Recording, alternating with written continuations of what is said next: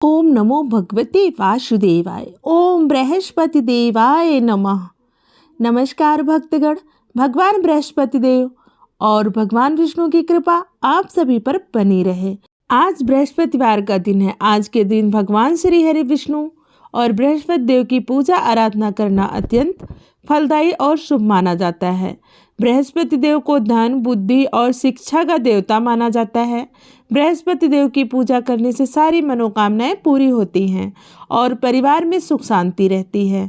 जिसका विवाह ना हो रहा हो, बृहस्पतिवार व्रत करने से विवाह के शीघ्र ही शुभ योग बन जाते हैं। आइए मन में श्री हरि विष्णु का स्मरण करते हुए सुनते हैं बृहस्पतिवार व्रत कथा। प्राचीन काल में भारतवर्ष में एक प्रतापी और दानी राजा राज्य करता था। वह नित्य गरीबों और ब्राह्मणों की सहायता करता था। यह बात उसकी रानी को अच्छी नहीं लगती थी। वह न गरीबों को दान देती और न ही भगवान का पूजन करती थी और राजा को भी दान देने से मना किया करती थी। एक दिन राजा शिकार खेलने को वन को गए तो रानी महल में अकेली थी। उसी समय बृहस्पति देव साधु रूप वेश में राजा के महल में भिक्षा के लिए गए और भिक्षा मांगी। रानी ने भिक्षा देने से इनकार किया और कहा, हे साधु महाराज, मैं तो दान पुण्य से तंग आ गई हूँ। मेरा पति सारा धन लुटाते रहते हैं। मेरी इच्छा है कि हमारा धन नष्ट हो जाए, फिर ना रहेगा बांस, ना बजेगी बांसुरी। साधु ने कहा, देवी तुम तो बड़ी विचित्र हो। धन संतान तो सभी चाहते हैं, पुत्र और लक्ष्मी तो पापी के घर भी होने चाहिए। यदि तुम्हारे पास अधिक धन है तो भूखों को भोजन करा दो, प्यासों के लिए प्याऊ बनवाओ, मुसाफिरों के लिए धर्मशाले खुलवाओ। जो निर्धन और कुंवारी कन्याओं का विवाह नहीं कर सकते उनका विवाह करा दो। ऐसे और कई काम हैं जिसको करने से तुम्हारा यश लोक परलोक में फैलेगा। परंतु साधु जी के उपदेश का रानी पर कोई प्रभाव न पड़ा। वह बोली, महाराज आप मुझे कुछ ना समझाइए। मैं ऐसा धन नहीं चाहती जो हर जगह बांटती फिरूं। साधु ने उत्तर दिया, यदि तुम्हारी ऐसी इच्छा है तो तथास्तु। तुम ऐसा करना कि बृहस्पतिवार को घर लीप कर पीली मिट्टी से अपना सिर धोकर स्नान करना, भट्ठी चढ़ाकर कपड़े धोना। ऐसा करने से आपका सारा धन नष्ट हो जाएगा। इतना कहकर वह साधु महाराज वहाँ से अंतर्ध्यान हो गए। साधु के अनुसार कई बातों को पूरा करते हुए रानी को केवल 3 बृहस्पतिवार ही बीते थे कि उनकी सारी संपत्ति धन नष्ट हो गया। भोजन के लिए राजा का परिवार तरसने लगा। एक दिन राजा ने रानी से बोला, हे रानी, तुम यहीं रहो, मैं दूसरे देश जाता हूँ, क्योंकि यहाँ पर सभी लोग मुझे जानते हैं, इसलिए मैं कोई छोटा कार्य नहीं कर सकता। ऐसा कहकर राजा परदेश चला गया। वहाँ वह जंगल में लकड़ी काट कर लाता और शहर में बेचता। इस तरह वह अपना जीवन बिताने लगा। इधर राजा के परदेश जाते ही रानी और दासी दुखी रहने लगे। राजा के परदेश जाने के बाद रानी और दासी को 7 दिन बिना भोजन के रहना पड़ा। तो रानी ने अपनी दासी से कहा, हे दासी, पास ही के नगर में मेरी बहन रहती है, वह बड़ी धनवान है। तू उसके पास जा और कुछ ले आ ताकि थोड़ी बहुत गुजर बसर हो जाए। दासी रानी की बहन के पास गई। उस दिन गुरुवार था और रानी की बहन उस दिन बृहस्पतिवार व्रत की कथा सुन रही थी। दासी ने रानी की बहन को अपनी रानी का संदेश दिया, लेकिन रानी की बहन ने कोई उत्तर नहीं दिया। जब दासी को रानी की बहन से कोई उत्तर नहीं मिला तो वह बहुत दुखी हुई और उसे क्रोध भी आया। दासी ने वापस आकर रानी को सारी बात बता दी। सुनकर रानी ने अपने भाग्य को बहुत कोसा। उधर रानी की बहन ने सोचा कि मेरी बहन की दासी आई थी, परंतु मैं उससे बोल नहीं सकी, इससे वह बहुत दुखी हुई होगी। कथा सुनकर और पूजन समाप्त करके वह अपनी बहन के घर आई और कहने लगी, हे बहन, मैं बृहस्पतिवार का व्रत कर रही थी, तुम्हारी दासी मेरे घर आई थी, परंतु जब तक कथा होती है तब तक ना तो उठते हैं और ना ही बोलते हैं, इसलिए मैं नहीं बोली। कहो दासी क्यों गई थी? तब रानी अपने बहन से बोली, बहन तुमसे क्या छिपाऊं, हमारे घर में खाने तक को अनाज नहीं था। ऐसा कहते कहते रानी की आंखें भर आई। उसने दासी समेत पिछले 7 दिनों में भूखे रहने तक की बात अपनी बहन को विस्तार पूर्वक सुना दी। रानी की बहन बोली, देखो बहन, भगवान बृहस्पति देव सबकी मनोकामना को पूर्ण करते हैं। देखो शायद तुम्हारे घर में अनाज रखा हो। पहले तो रानी को विश्वास नहीं हुआ, पर बहन के आग्रह करने पर उसने अपनी दासी को अंदर भेजा तो उसे सचमुच अनाज से भरा एक घड़ा मिला। यह देखकर दासी को बड़ी हैरानी हुई। दासी रानी से कहने लगी, हे रानी, जब हमको भोजन नहीं मिलता तो हम व्रत ही तो करते हैं, इसलिए क्यों ना इनसे व्रत और कथा की विधि पूछ ली जाए ताकि हम भी व्रत कर सकें। तब रानी ने अपनी बहन से विस्तार पूर्वक व्रत के बारे में पूछा। उसकी बहन ने बताया, बृहस्पतिवार के व्रत में चने की दाल और मुनक्का से भगवान विष्णु का केले की जड़ में पूजन करें तथा दीपक जलाएं, व्रत कथा सुने और पीला भोजन ही करें, इससे बृहस्पति देव प्रसन्न होते हैं। व्रत और पूजन विधि बताकर रानी की बहन अपने घर को लौट गई। 7 दिन के बाद जब गुरुवार आया तो रानी और दासी ने व्रत रखा। घुड़साल से जाकर चना और गुड़ लेकर आई, फिर उनसे केला की जड़ और भगवान विष्णु का पूजन किया। अब पीला भोजन कहाँ से आए, इस बात को लेकर दोनों बहुत दुखी थे। चूँकि उन्होंने व्रत रखा था इसलिए बृहस्पति देव उनसे प्रसन्न थे, इसलिए वे एक साधारण व्यक्ति का रूप धारण कर 2 थालों में पीला सुंदर भोजन दासी को दे गए। भोजन पाकर दासी प्रसन्न हुई और फिर रानी के साथ मिलकर भोजन ग्रहण किया। उसके बाद वे सभी गुरुवार को व्रत और पूजन करने लगी। बृहस्पति भगवान की कृपा से उनके पास फिर से धन संपत्ति आ गई, परंतु रानी फिर से पहले की तरह आलस्य करने लगी। तब दासी बोली, देखो रानी, तुम पहले भी इस प्रकार आलस्य करती थी, तुम्हें धन रखने से कष्ट होता था, इस कारण सभी धन नष्ट हो गया, और अब जब भगवान बृहस्पति देव की कृपा से धन मिला है तो तुम्हें फिर से आलस्य होता है। रानी को समझाते हुए दासी कहती है कि बड़ी मुसीबतों के बाद हमने यह धन पाया है, इसलिए हमें दान पुण्य करना चाहिए, भूखे मनुष्य को भोजन कराना चाहिए और धन को शुभ कार्यों में खर्चा करना चाहिए, जिससे तुम्हारे कुल का यश बढ़ेगा, स्वर्ग की प्राप्ति होगी और पितृ प्रसन्न होंगे। दासी की बात मानकर रानी अपना धन शुभ कार्यों में खर्च करने लगी, जिससे पूरे नगर में उसका यश फैलने लगा। उधर राजा एक दिन दुखी होकर जंगल में एक पेड़ के नीचे आसन जमा कर बैठ गया। वह अपनी दशा को याद करके व्याकुल होने लगा। बृहस्पतिवार का दिन था। एकाएक उसने देखा कि निर्जन वन में एक साधु प्रकट हुए। वह साधु वेश में स्वयं बृहस्पति देवता थे। साधु रूपधारी बृहस्पति देवता लकड़हारे के सामने आकर बोले, हे लकड़हारे, इस सुनसान जंगल में तू चिंता मग्न क्यों बैठा है? लकड़हारे ने दोनों हाथ जोड़कर प्रणाम किया और उत्तर दिया, महात्मा जी, आप सब कुछ जानते हैं, मैं क्या कहूँ। यह कहकर रोने लगा और साधु को अपनी सारी आत्मकथा सुनाई। महात्मा जी ने कहा, तुम्हारी स्त्री ने बृहस्पति के दिन बृहस्पति भगवान का निरादर किया है, जिसके कारण रुष्ट होकर उन्होंने तुम्हारी यह दशा कर दी है। अब तुम चिंता को दूर करके मेरे कहने पर चलो तो तुम्हारे सब कष्ट दूर हो जाएंगे और भगवान पहले से अधिक संपत्ति देंगे। तुम बृहस्पति के दिन कथा किया करो, 2 पैसे के चने मुनक्का लाकर उसका प्रसाद बनाओ और शुद्ध जल से लोटे में शक्कर मिलाकर अमृत तैयार करो। कथा के पश्चात अपने सारे परिवार और सुनने वाले प्रेमियों में अमृत व प्रसाद बांटकर आप भी ग्रहण करो। ऐसा करने से भगवान तुम्हारी सब मनोकामनाएं पूरी करेंगे। साधु के ऐसे वचन सुनकर लकड़हारा बोला, हे प्रभु, मुझे लकड़ी बेचकर इतना पैसा नहीं मिलता जिससे भोजन के उपरांत कुछ बचा सकूं। मैंने रात्रि में अपनी स्त्री को व्याकुल देखा है। तब साधु ने कहा, हे लकड़हारे, तुम किसी बात की चिंता मत करो। बृहस्पति के दिन तुम रोजाना की तरह लकड़ियां लेकर शहर को जाओ।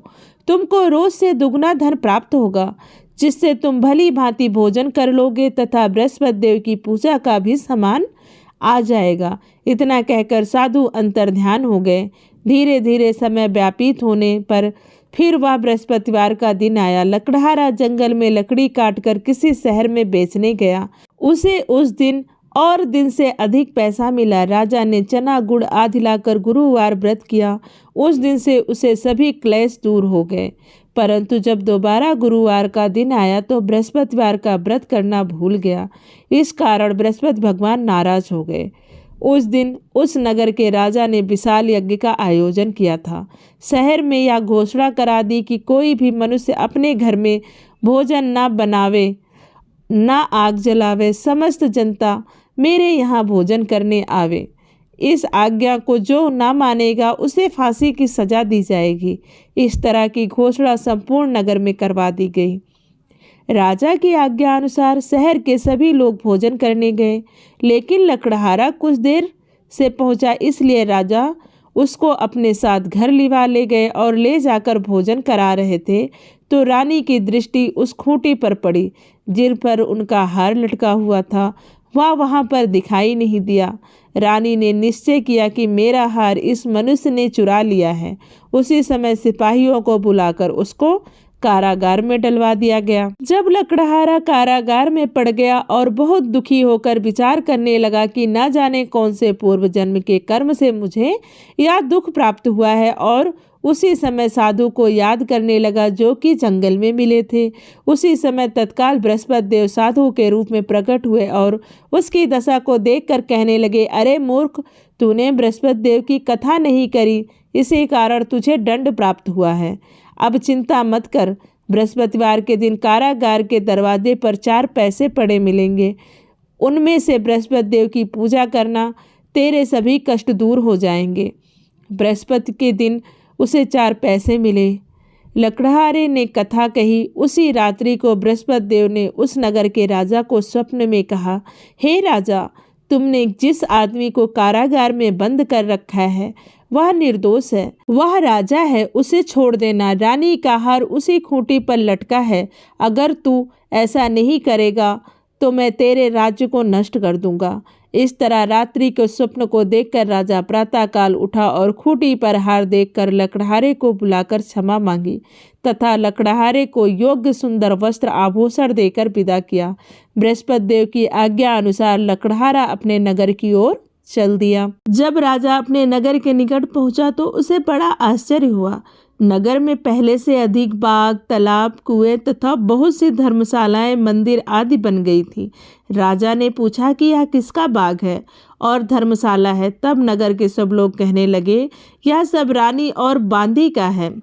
तो राजा को आश्चर्य हुआ और गुस्सा भी आया। जब रानी ने यह सब खबर सुनी कि राजा आ रहे हैं तो उन्होंने बांदी से कहा कि हे दासी, देख, राजा हमको कितनी बुरी हालत में छोड़कर गए थे।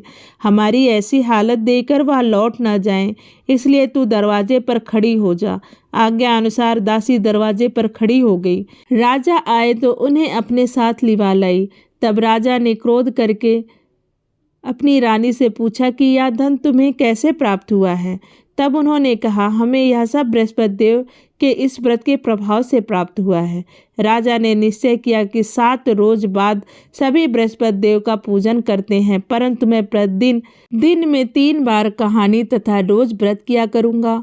अब हर समय राजा के दुपट्टे में चने की दाल बंधी रहती तथा दिन में 3 बार कहानी कहते।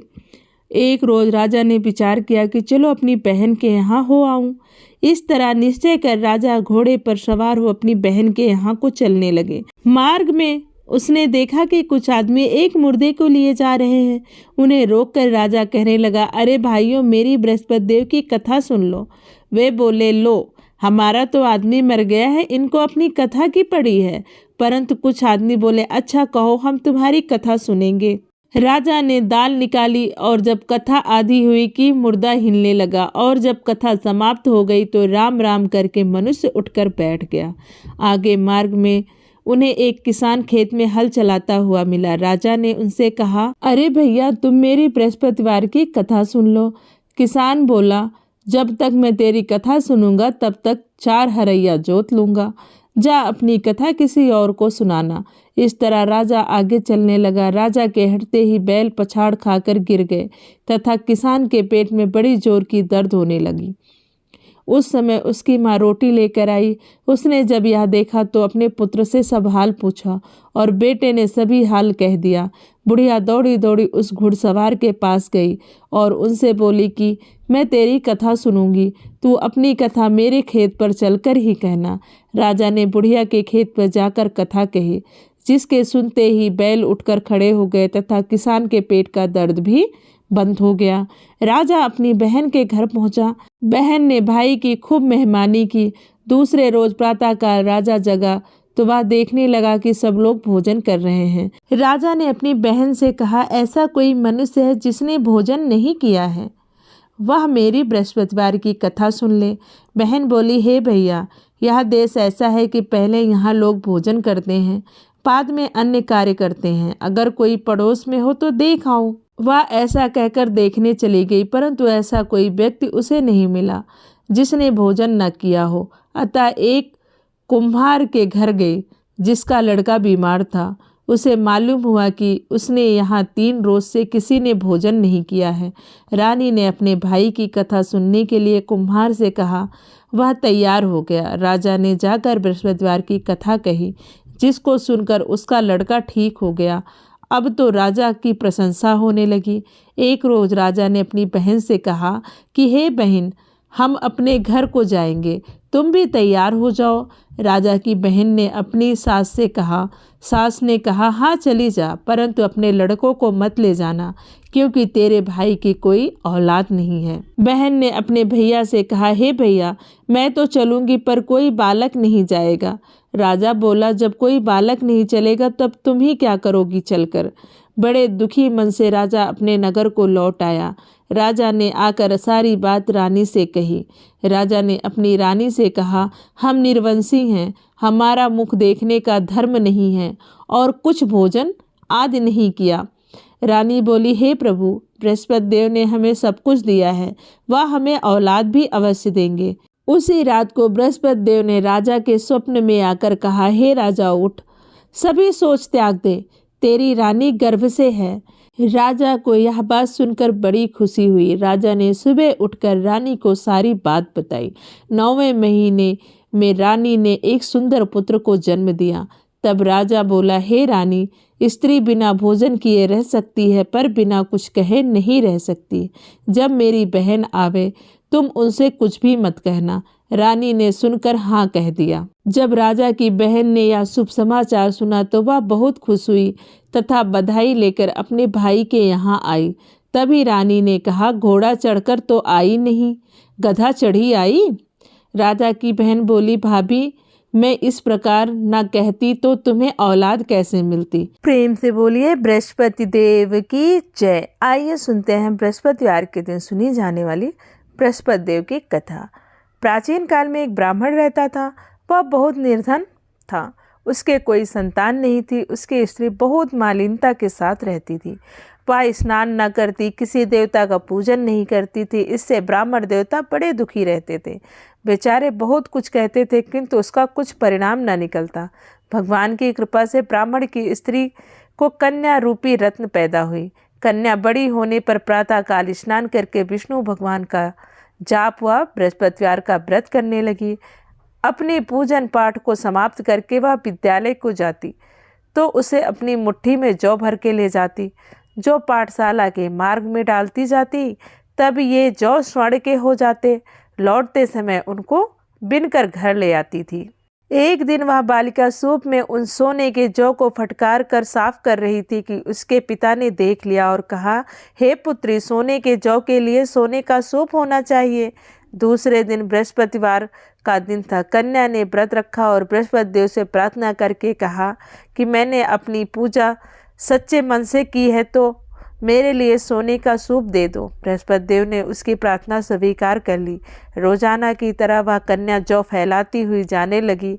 जब लौटकर जौ बिन रही थी तो बृहस्पति देव की कृपा से सोने का सूप मिला। उसे वह घर ले आई और उसने जौ साफ करने लगी, परंतु उसकी माँ का वही ढंग रहा। एक दिन की बात है कि कन्या सोने के सूप में जौ साफ कर रही थी। उस समय उस शहर का राजपुत्र वहां से होकर निकला। इस कन्या के रूप और कार्य को देखकर मोहित हो गया तथा अपने घर जाकर भोजन तथा जल त्याग कर उदास होकर लेट गया। जब राजा को इस बात का पता चला तो अपने प्रधानमंत्री के साथ उसके पास गए और बोले, हे बेटा, तुझे किस बात का कष्ट है?